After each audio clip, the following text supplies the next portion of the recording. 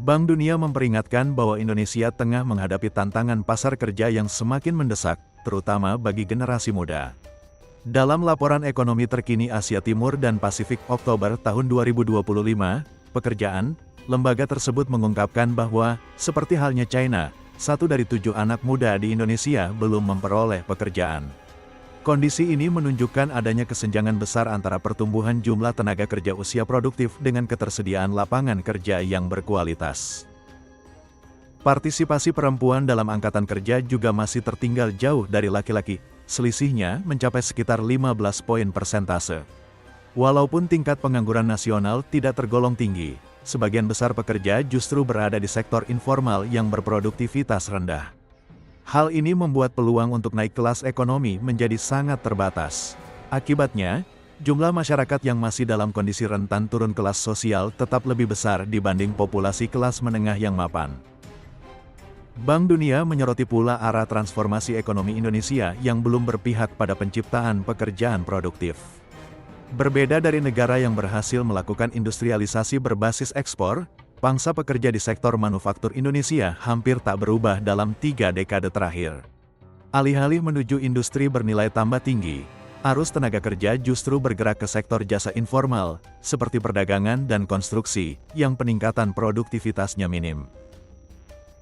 Hambatan struktural turut menghalangi percepatan transformasi tersebut. Regulasi yang berbelit, terutama hambatan non-tarif di sektor jasa, masih mengganjal kelahiran perusahaan-perusahaan baru dan menekan investasi swasta. Sementara itu, dominasi BUMN di berbagai sektor dinilai kurang mendukung dinamika pasar karena berkaitan dengan rendahnya efisiensi dan terbatasnya penciptaan lapangan kerja bernilai tambah.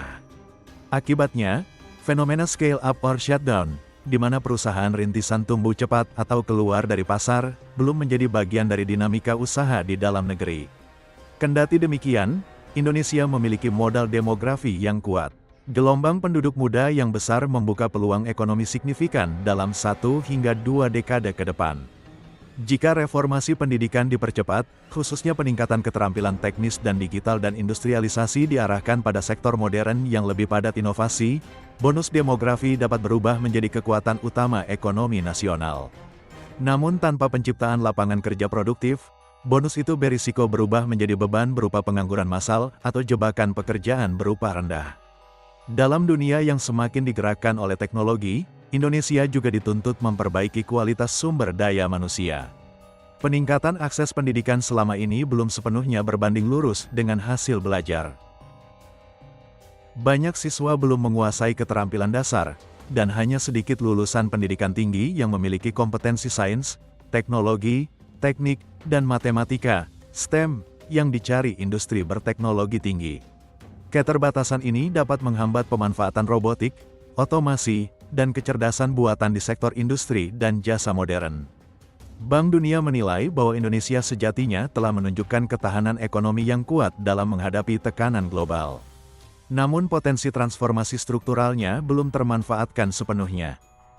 Untuk memperluas kelas menengah dan menyediakan pekerjaan produktif bagi kaum muda, Indonesia perlu mempercepat liberalisasi sektor jasa, menyederhanakan perizinan, memperkuat infrastruktur fisik dan digital, serta meningkatkan kualitas pendidikan dan pelatihan vokasi secara menyeluruh.